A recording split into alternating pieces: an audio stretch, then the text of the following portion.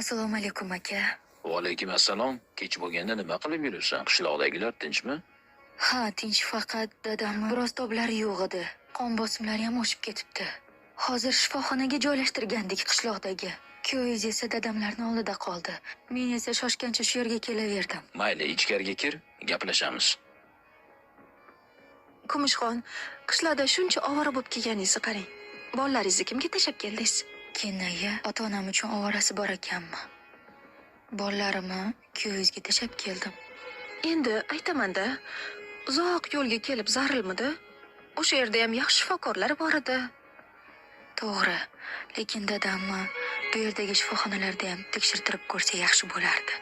To'g'rimi aka? Singlim, keyin to'g'ri aytdi. Bu yerdami, u yerdami nima farqi bor? Haddadan keksayib qolgan bo'lsalar, odam keksagandan keyin har qayoqdan kasallik chiqib kelaveradi-da, singlim.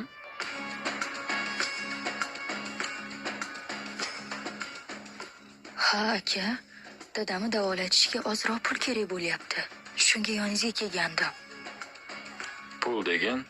Ha, zaril bo'lmaganda kelmasdim.